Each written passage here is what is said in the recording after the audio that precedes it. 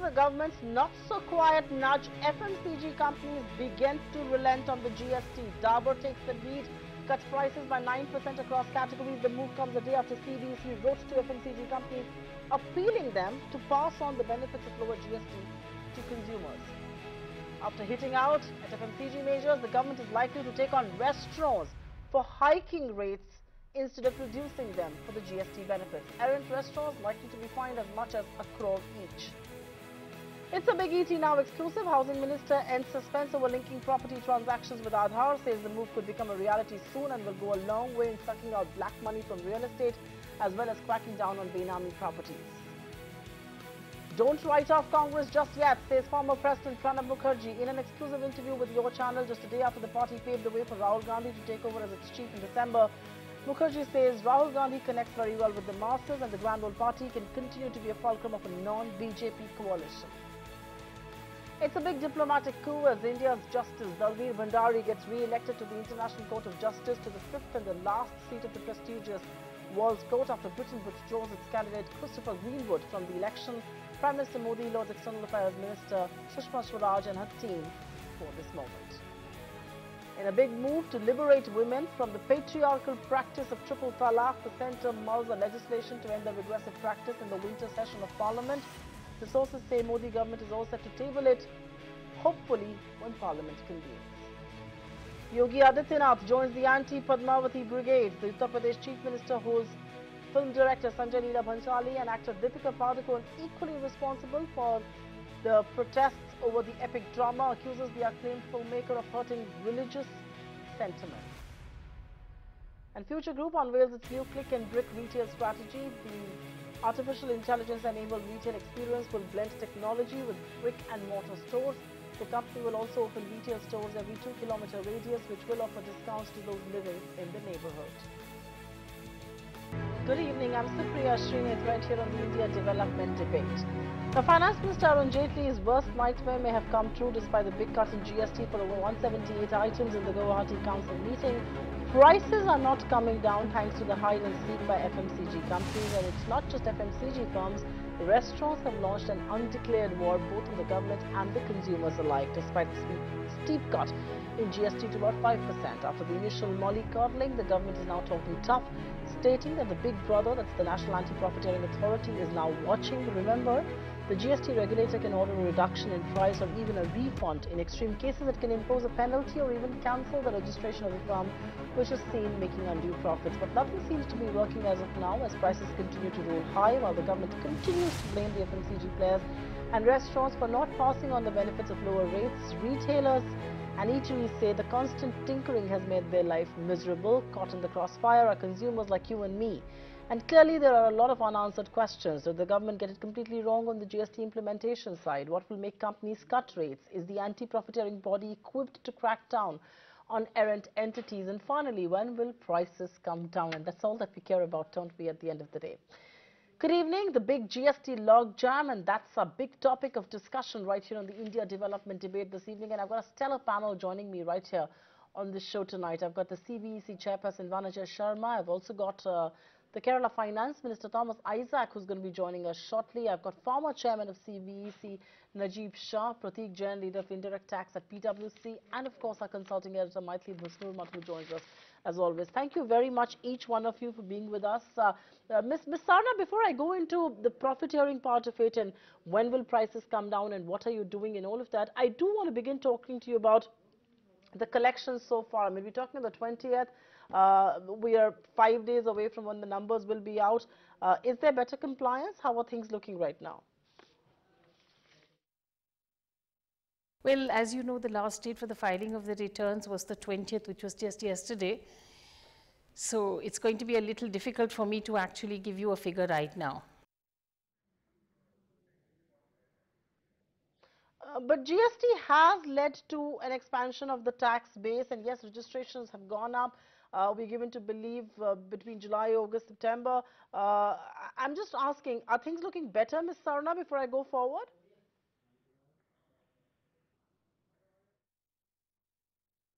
Well, let's just say that if you see the trend from July onwards, it has been going a little on an upward trend. So we'll just wait and see. I've been saying this time and again, it's a little early to talk about the collection. I think we really need GST to settle down a bit before we talk much about it. Okay, before we talk about conversions, I'm going to quickly take it across to the Kerala Finance Minister Thomas Isaac, who's also joining us right here on the India Development Debate this evening. And thank you very much for being with us. I do first begin by congratulating the Council for lowering rates. But in some sense, are you surprised, are you disappointed that companies haven't really passed it on to consumers? The whole idea of reducing rates for about 178 items was that the end consumer will benefit. What's your reaction? Are you surprised? Are you angry? Are you disappointed? Well, this is a point I was hammering right from the beginning. In fact, the second meeting, third meeting of the council had specifically raised this issue. In fact, had a debate with the FICCI delegation who had come. Their proposition was, once the taxes are reduced, competition will ensure that the prices go down. But my response had been that India's market structure is oligopolistic and brand bound, and therefore a reduction in the tax needn't lead to lower prices but higher profits. And this is what has exactly happened. Even before the most recent reduction in the tax rate, even in the earlier rate structure, there has been significant reduction in the tax on consumer products, manufactured consumer products, by anything between 25 to 50%. But nowhere in the country did the prices go down. In fact, in Kerala, we collected the prices pre-GST, the purchase price and sale price, and post-GST purchase price and sale price of 606 brands and of 150 companies. And only in 163 brands was there even a partial transfer of the tax reduction to the consumers. So what has happened is a windfall gain for the corporates, and not only disappointed, feeling angry about the whole system. Okay, this is a finance minister, an elected representative, who's talking about disappointment and some sort of anger against the system. But Ms. Sarna, very quickly, how disappointed are you that companies haven't passed on the tax cut to consumers, and what explains the fact that they haven't done so? I mean, tax slabs have gone down from 28% to 18%. There's almost been a 10 percentage point cut there. Well, let me just put it this way. As you know, the change took place on 14th, 9th, 15th morning. So it does take, I'm sure for most companies it takes a few days to settle in and do their recosting, reworking. So as you know, and you've asked me this question also, I have written to a lot of the companies, especially the normal consumer goods companies, and I'm hoping to get a positive response. I have seen many of them, even before I wrote the letter, have been trying to work with their with the retailers, with their with the dealers and with everybody to pass on this, and I'm quite sure I'll get a positive response. I have written a number of letters and I'm hoping to get a positive response. Okay, let me just ask your predecessor, Mr. Najib Shah, exactly this question. Where does the truth lie? The truth lies somewhere between a time-constrained, Indian industry that couldn't, act so quickly, or does the time somewhere lie between reduction of taxes not happening and profits going up? The point that Mr. Thomas Isaac is making there. I mean, what would you attribute this non-compliance to? And yes, a few hours back, Dabur did cut prices, Mr. Shah. But what would you blame the rest of Indian industry? Why is it that they're not passing on the benefits to consumers? Because one would be given to understand that once tax rates come down, market forces should determine that these prices in any case should be lowered. Where does the truth lie between the two extreme arguments?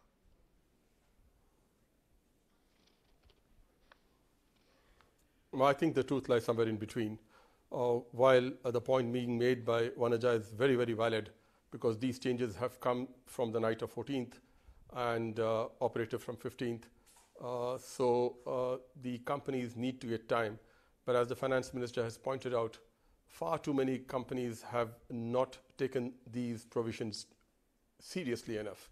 And I think the government has, in this backdrop, moved to constitute the National Anti-profiteering Authority and made, I think, it very, very clear that reduction in rates, reduction in and benefits, corresponding benefits need to be passed on because you can't have it both ways. You can't keep saying that the rates are very high and then when the rates have been reduced across the board, you can't then not pass on the benefits. So I think the government is very, very serious. And again, as Vanaja pointed out, she has already written to all the major FMCGs to act on this reduced rates. Oh, absolutely. But Prateek Jain, I want you to come in on the point that both Mr. Shah and Ms. Vanaja is making here, which is really on India Inc. not taking, and you know, Thomas Isaac also alluded to this. Why is it that industry is not taking this seriously? You know, tax rates have gone down. As consumers, we stand to gain. Why is it that those benefits are not being passed on? What would you attribute this to? Because this could be anti-consumer. Anything that's anti-consumer, the industry usually doesn't do for fear of driving them away. Why is it that Indian industry is not taking these provisions seriously enough?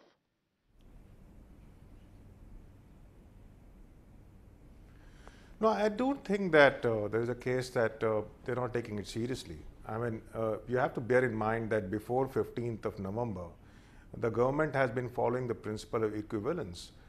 That means the rate of tax which was there under pre-GST regime and from 1st of July were not materially different, except for a few products like, let's say, soap and hair oil and toothpaste, etc., where you saw a significant drop in prices from 1st July itself.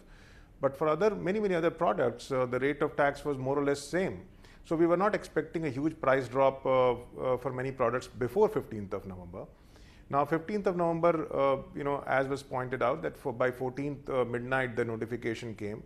It takes a while for the companies to really recalculate their prices and things like that. Input credit is a very complex thing to compute. So I think it will take some time for the industry to pass it on. I'm quite confident that they will eventually.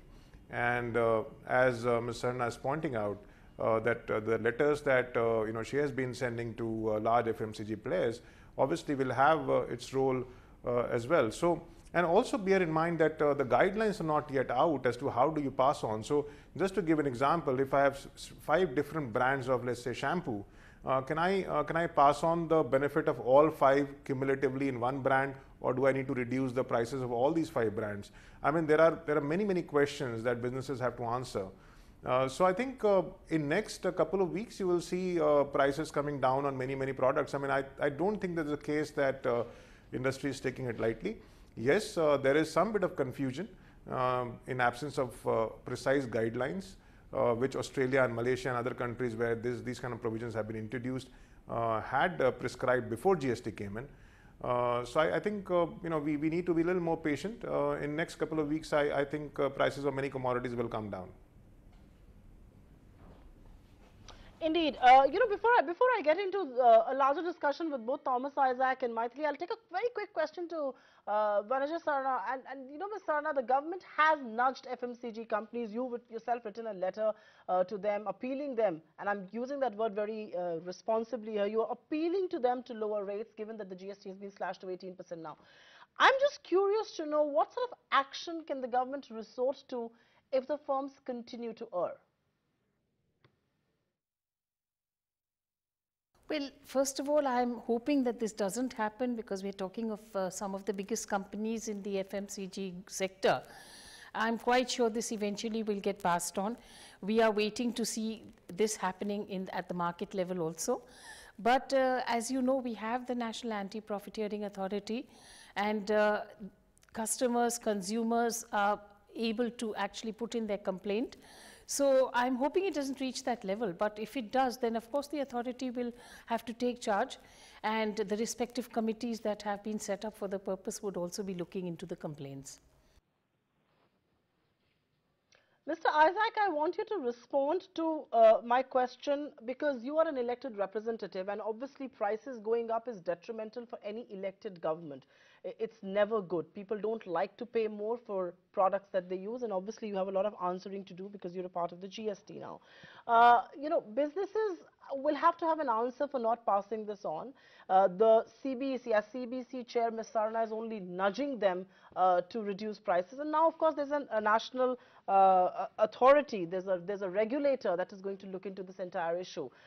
Do you now expect the issue to be taken care of because this authority has finally been approved by the cabinet, will be set up, or do you believe in the interim, in the time period in which it gets constituted, set up and all of that, you're not as hopeful?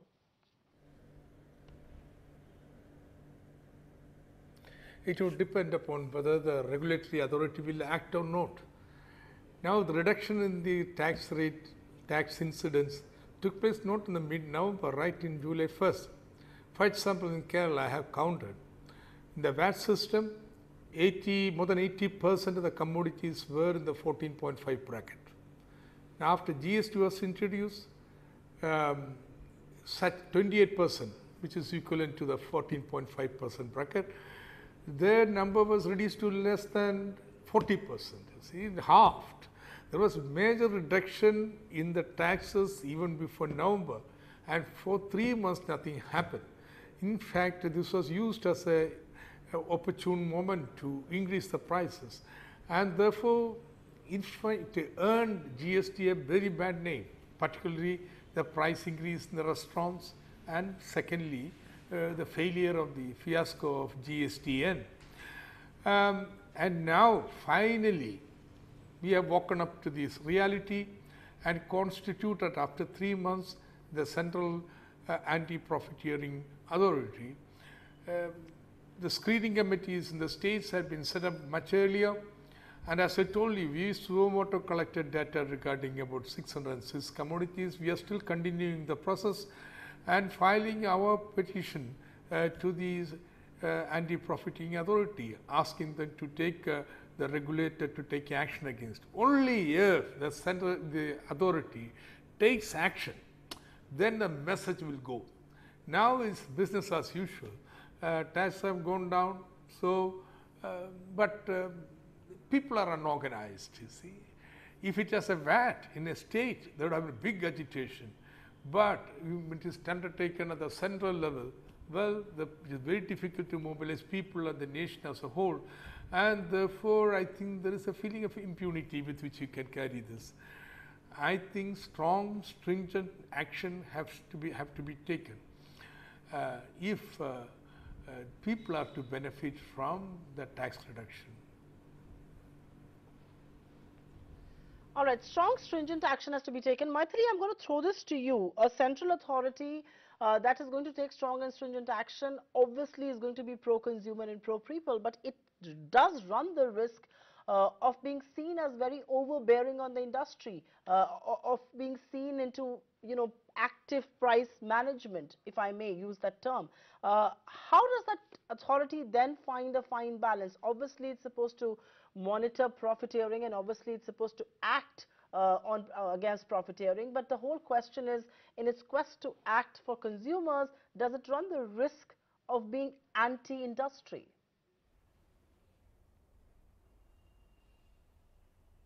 Supriya, I'm going to sound a bit like an oddball over here, going by the rest of your panelists, because the fact is, as Vanaja and the others have also said, it's early days yet for us to know whether the prices are going to come down or not.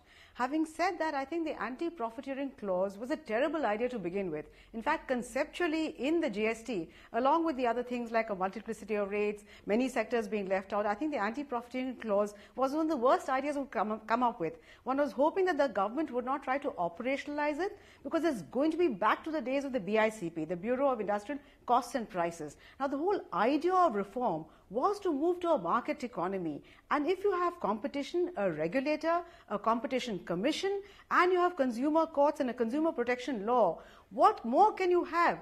I think this is the most disastrous idea where you have bureaucrats sitting in judgment on what is excess profit, what is the right profit, etc., etc.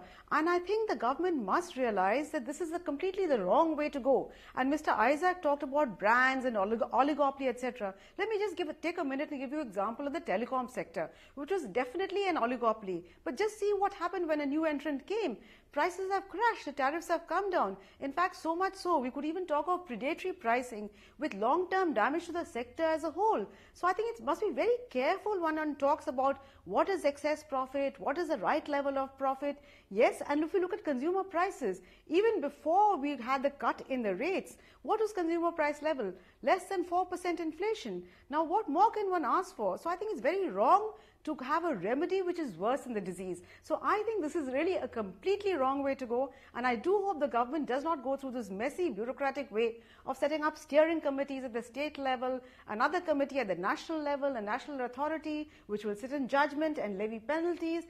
I think one must move to a state of having minimum interface with officials and minimum scope for any kind of sitting on judgment, which might lead to scope for corruption, etc. Leave it to competition, have a good regulator, have a competition commission, and the market will provide the answers.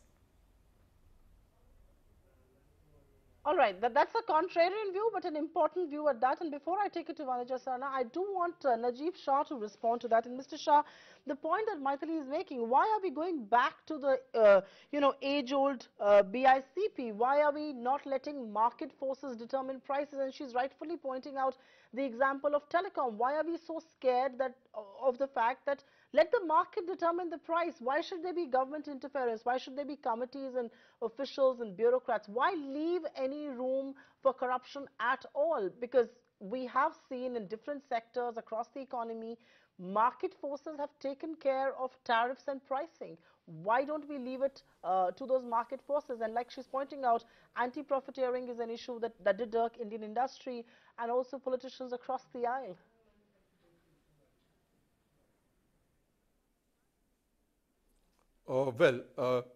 That is a point of view as mentioned by the previous speaker.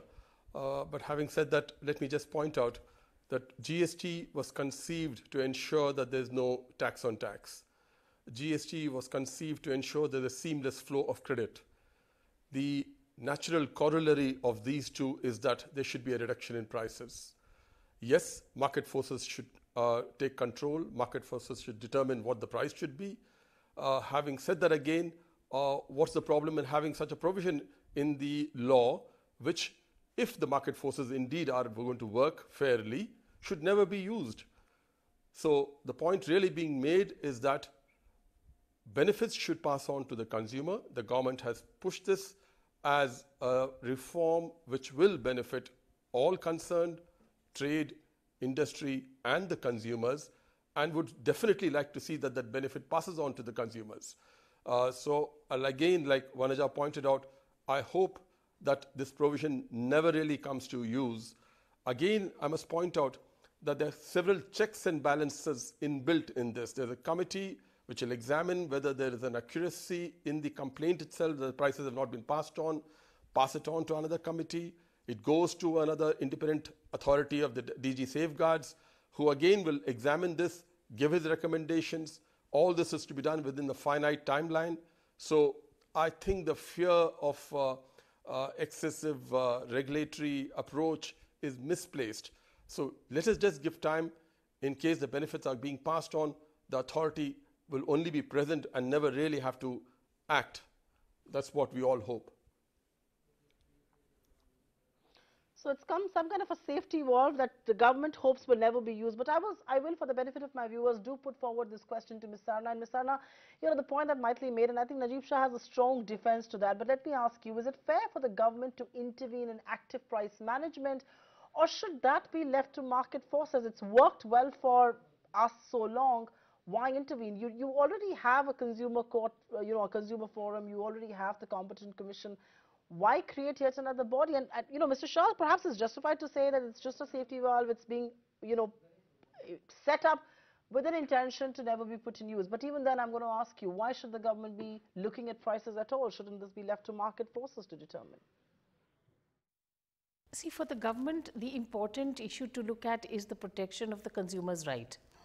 And a reduction which is done by the council on items which are listed and publicized, including the rate change, is something which is known to general public and they would expect it. So I don't think it is something that government is interfering in the pricing.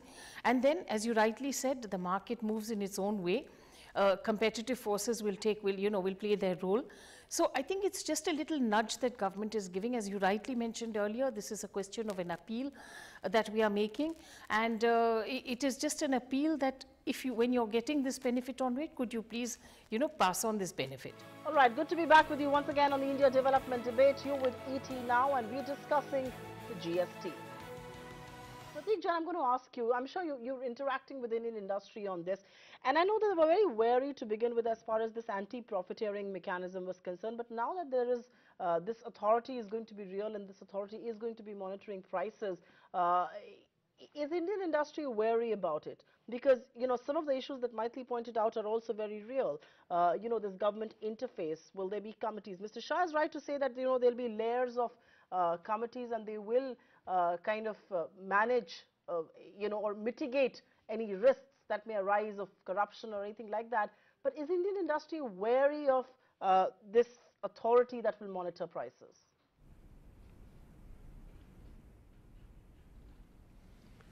The answer to that is yes, but I'm with the government on the policy per se. I think this kind of a provision as a deterrent for sure was needed to start with. But now what is happening is that it's no longer a deterrent. It's no longer a light touch that government was hoping to give earlier, and it's very clear that there will be more rigorous implementation of this, which will happen, over the next few months.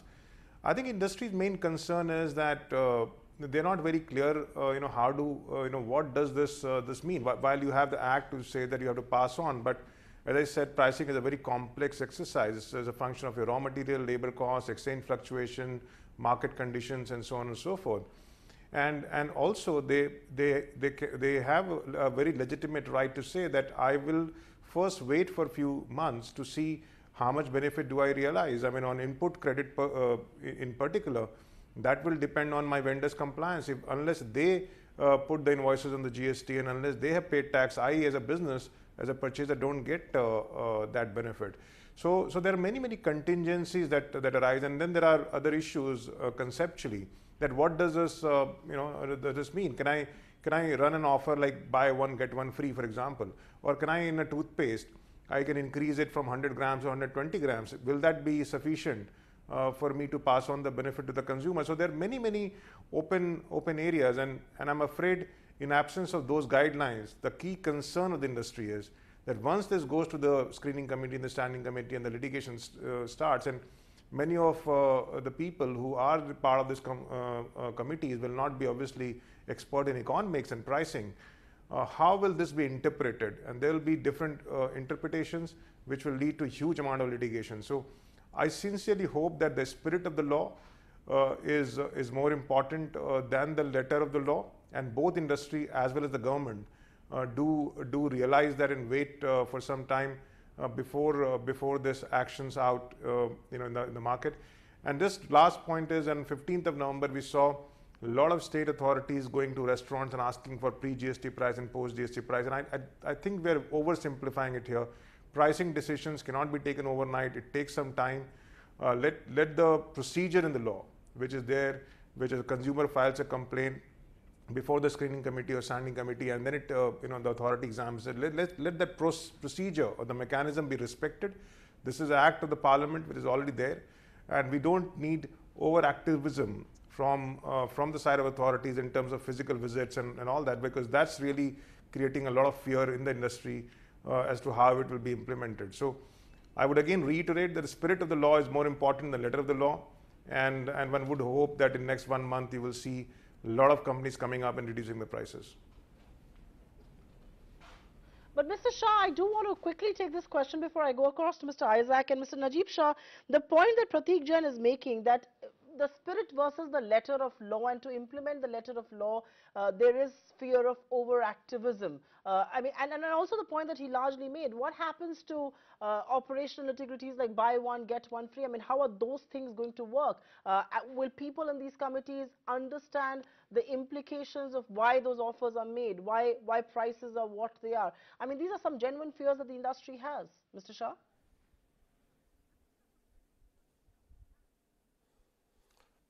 Yes, there's a lot of valid points which Prateek has made.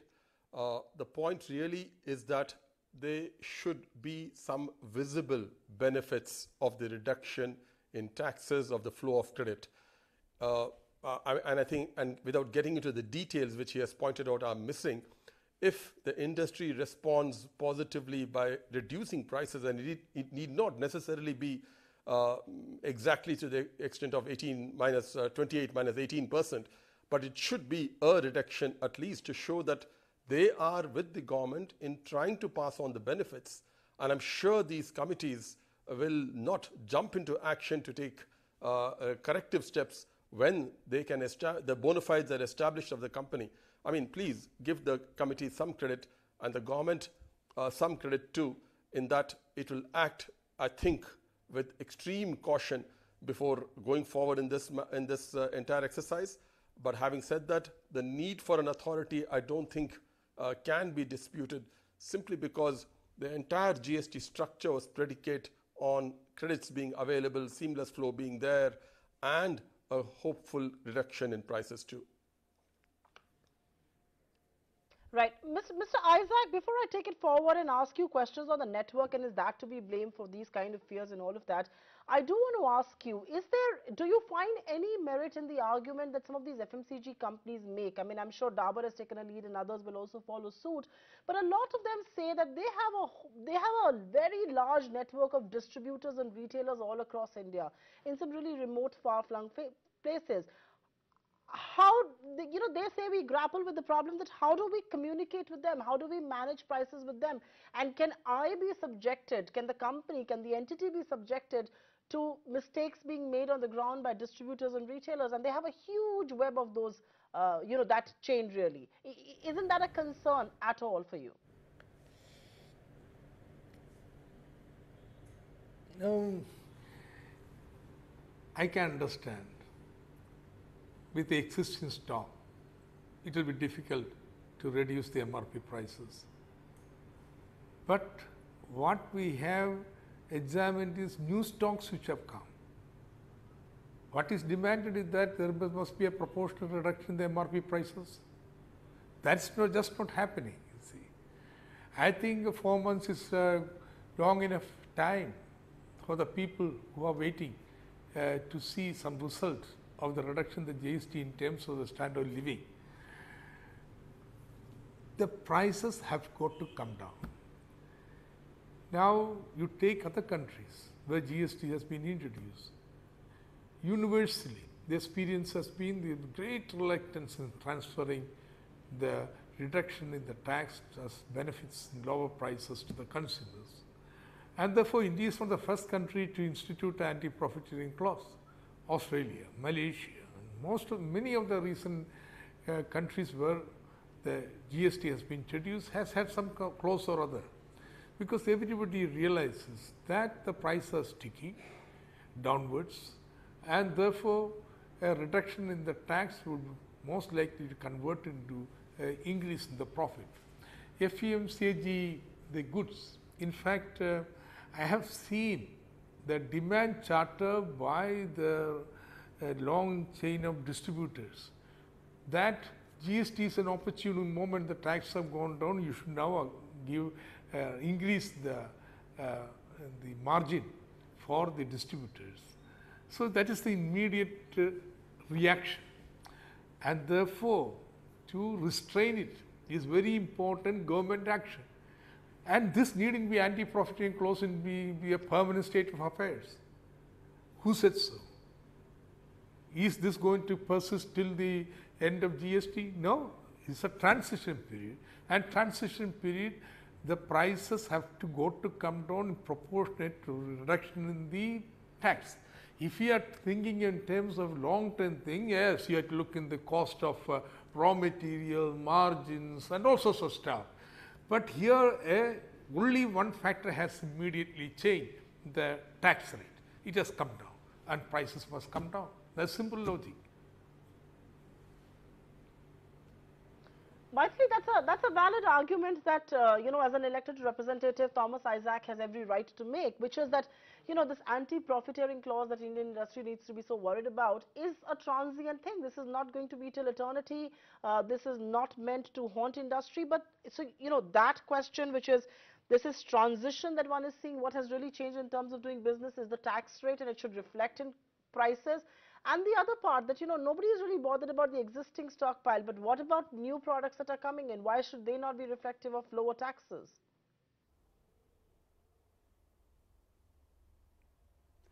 Supriya, you know, with government, the moment you set up any body, vested interests develop, and it's going to be virtually impossible to wind up any body at all. We saw how we struggled to wind up bodies, even like BICP, which had completely lost their relevance. So we have many ministries today which one can question, is there a need for a ministry at all to exist? But we're not able to close it. So I don't buy the argument that it's going to be transient.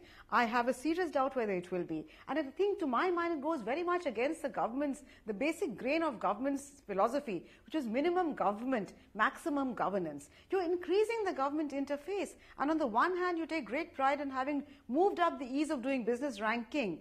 And now, on the other hand, which industry, which foreigner would want to come and set up business in this country if you're going to have Big Brother breathing down your neck? As I said once again, it is competition. As long as the sector is regulated, there is competition, and it's not just that there should be competition today. The market should be contestable. As long as there is freedom of entry and exit, you have a good regulator, you have a competition commission, and you have consumer protection and laws and courts. You don't need another entity. And the moment you set up an entity, you're asking for trouble. And to the extent that today we're talking about industry lacking pricing power, I think we're really going on the wrong track. Because you must remember that tax is only one element of cost. Today, yes, maybe my tax is halved, but meanwhile, oil prices have gone up. Can I compare and say, no, you must have the same margin of profit? Because some other element of costs have gone up. So it's a very dynamic thing. And I do not think any committee of bureaucrats can sit in judgment over prices across a range of items. Only the market with good regulation, an enlightened civil society, reasonably informed, and with other safeguards can ensure that the consumer gets a fair deal. We've seen prices come down only because we set up this kind of a mechanism, not because we had bureaucrats sitting in judgment. That was a wrong way to go. We tried to correct it, and now, unfortunately, we're taking a step backwards. Okay, your point noted, and I think there is some merit in exactly what you're saying, which is that it's very difficult to wind down a body once it's set up. But Ms. Sarna, I'll ask you the other question, and you know, that's one of the things that the industry says. While the intention is all very good, you want to benefit the consumer, but does it disturb the ease of doing business? That's the other point that Maithili also alluded to. You know, you've gone up in your ease of doing business ranking, and suddenly you want to put in these provisions, and people say the ease of doing business gets distorted. It's a nightmare, after all, to change those IT systems, tweak MRPs all over again. While, you know, we understand that you want to be proactive and you want to cut prices and you want to rationalize and all of that, but does that argument of the ease of doing business, you know, distorting, and the fact that it's difficult to tweak systems and MRPs and all of that, does that argument cut ice with you at all? You know, I don't think so. I mean, there have been instances in the past also, and we see it quite often. I think if you know that you're reaching out to the consumer and you've already got your goods in the market, it's not a very big deal for you to actually, in fact, what you should be doing is putting a cross on your price and putting your new retail price. And I think that is not something which is as complex as might be made out. It's mathematics. I think, you know, when you look at the benefit that you're getting, you need to pass it on.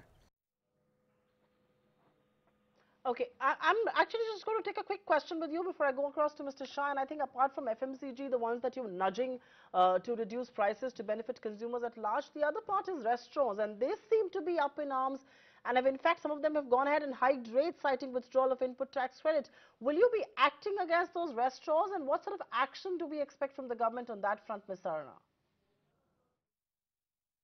See, again, restaurants is a slightly different cup of tea because there was an input tax credit which they had and which they are not getting now. They will have to work out. The question here is whether when they were getting the benefit of the ITC, were they passing that on in the first place? So I think it's a lot that boils down to that. What did they do when they got ITC? How is the change happening now when they don't get it but are paying at a lesser rate? But as far as your question as to what the government would intend to do, as I told you earlier, there is an authority which will look into the matter. If complaints come of that kind, which are justifiable, verifiable, and one can see that here is a reduction which is needed to be passed on and has not passed on, then I think the committees would look at it as part of the job of anti-profiteering.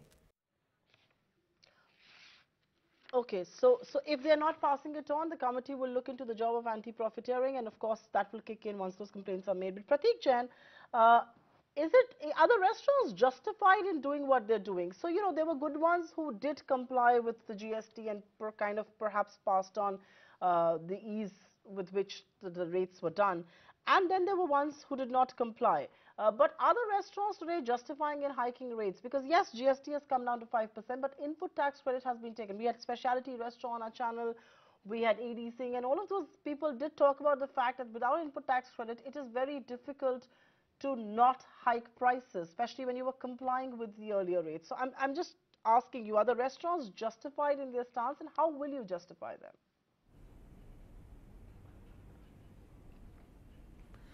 No, I don't think restaurants are justified in saying that the effective incidence or effective price to the consumer would have increased or should increase after 15th of November. I think there was a steep cut from 18% to 5%, which is a 13% reduction. But it is not effective 13% because the input credit benefit has been taken away. Now, in a large chain, the input credit benefit is substantial because, you know, you're talking about 18% tax on rental, you're talking about advertisement, logistics, and so many other overheads on which tax is paid, which is not allowed as a credit anymore. So that could be in the range of, let's say, 5, 6, 7%. But still, 13% cut, even if you take into account this 6, 7% of, let's say, loss of input credit, still you are looking at a reduction, effective reduction of 7%. So obviously, there is no case for the effective rate or effective price to the consumer getting increased. What could have happened in certain cases is that the base price, because many restaurants have a menu price which is exclusive of tax, and that menu prices would have gone up, and rightly so, because the input credit benefit which they were getting earlier not getting now. So let's say if there was 100 plus 18, customer was paying 118, now they've increased the price by 5 rupees to say 105, but they will apply 5% on 105. So therefore, the effective price the consumer would pay will not be 118, it will not be 105, but it will be somewhere in between. So to answer your question, no, there is no justification to my mind to increase the effective cost to the customer. Yes, the menu prices would have increased a bit in some cases because of the loss of input credit. But I think I agree with government's perception. In some cases, perhaps it is seen that restaurants have not, really passed on the benefit. And I'm sure that with this, the approach the government is taking in, again, next few days, they will start passing it on to the customers. So actually, I have two very tempting questions, and if I may take one with Maithili and then one with Najib Shah. And Maithili, the question: look at the math here. It is really pointing out towards the fact that the restaurants are up in arms. You know, many of them did not comply when the tax rates were 18%. They did not pass it on to the consumers, and now when that has gone and input tax credit has been withdrawn, even though GST has been lower, they are burdening the consumer with higher tax. I mean, they're burdening the consumer with a price hike, and that obviously hasn't gone down well with the government. How are you going to justify the stance of the restaurants? And that's just one industry that's acting against the whole process. Yeah, see, I agree there is no case for restaurants to hike their rates. Certainly not when the tax rate has come down so substantially, even though they're being denied input credit, tax credit at the moment.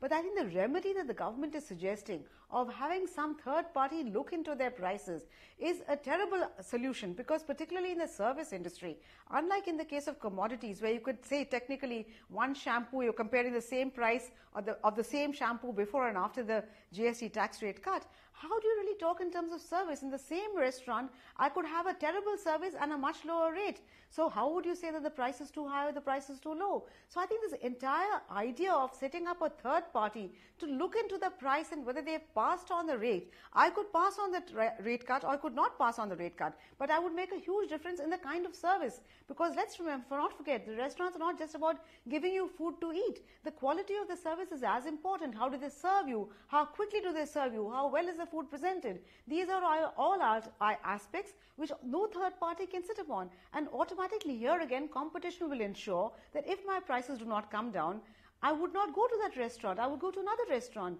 There is no dearth of competition in the restaurant, in the hospitality industry. So I think frankly this is a case of the remedy being far worse than the disease. Competition will ensure, particularly in the service industry, that prices will come down, because if they don't come down, they will be shooting themselves in the foot.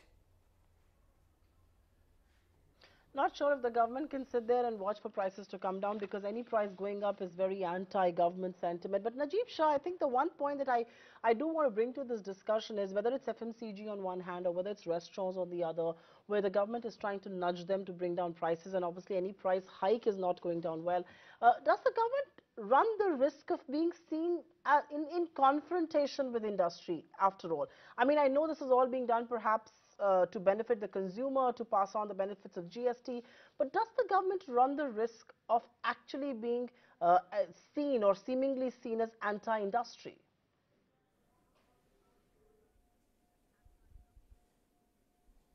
Well, I don't think so at all. I think far too many sectors are aware of the concerns of the government. I think they are responding positively. Like you pointed out earlier, already there is been reduction in some cases. I think matters of concern would be addressed by the GST Council, which has been so extremely responsive across the last few meetings. So in case the industry does have some concerns where they are not able to reduce prices to the extent of the reduction and have a genuine case for it, because of increase in other costs, as has been pointed out by Maithili, then I'm sure the government again will look at it with a benign eye. But I think the point really being taken is that there has to be some reduction in prices. I mean, this reduction in the rates where the government is going to take such a big hit should have a corresponding benefit for all concerned. And I don't think by reducing the prices, the industry is going to lose money. They're just going to reduce their profits, if at all. So I think there is a case for reduction. There is no issue of a confrontation. I think the government has been extremely benign in its approach, in merely appealing, that's the word used by Vanaja, to the industry to look at the reduction in rates and translate this into reduction in prices also. Okay, I think I'm running out of time. I'll take a very quick question with all of you towards the end. And Ms. Vanaja Sarna, I do want to ask you, and just for the benefit of all our viewers, how hopeful should one be about white goods being brought down to the 18% category as well? I mean, it's been written and talked about. We'll have to have a look at that at a later stage. Okay, that's a very crisp and a very short answer, one that you're not going to commit me to. But okay, let's begin with the last questions. And Prateek Jain, if I may begin with you, you know the point that Najib Shah made, that what will all of this GST amount to if prices are not going to go down? And, you know, at the end of the day, it's not going to be the bureaucrats, it's not going to be the industry, it's not going to be anchors or tax experts like you. It's going to be the politicians who will be answerable to people as far as prices are concerned, having taken a hit on their own resources, having overhauled the entire tax system. If prices don't go down for the end consumer, what good will this be? And can the industry be oblivious to that mandate as far as the government is concerned?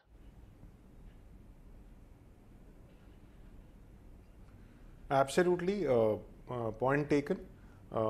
The prices have should reduce, and government has taken a big financial risk by doing this, and prices that do not come down, then it's a political risk as well, right?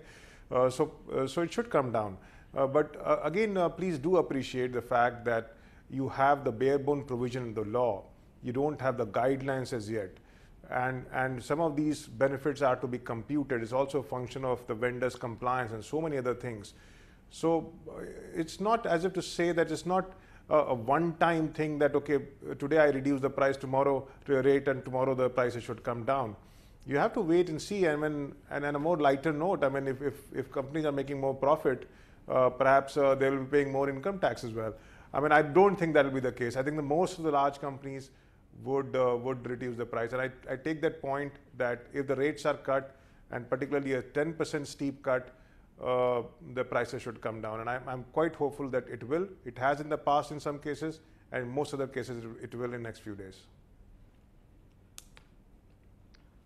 Maithili, will you blame the government if after all this nudge prices don't go down? I mean, I understand, I get your point and I appreciate, and I do feel that market forces should be determining what prices should be, and not authorities and not governments and not bureaucrats and not television debates for sure. But if prices don't go down, despite all that has been done on the GST, if the government gets more ruthless beyond just nudging companies, are you going to blame them?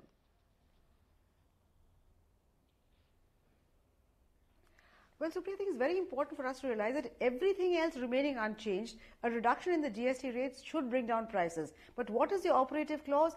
Everything else remaining unchanged, what economists call ceteris paribus. But in the real world, nothing is ceteris paribus. Things are constantly changing. So if everything else remains unchanged, a cut in tax rates will bring down prices. But if it does not, if things change, not necessarily so. Also remember, Economics 101, what does it tell you? That if there are excess profits to be made in any sector, new entrants will come, this excess profit will go, and prices will again come down. Excess profits will be eased. There will be no excess profits. So as I repeat, I think the idea of a National Anti-profiteering Authority is a disastrous idea. I do hope the government does not pursue it, and I think it's very important that the government sends a signal that we are not Big Brother. We are here to enable business to perform.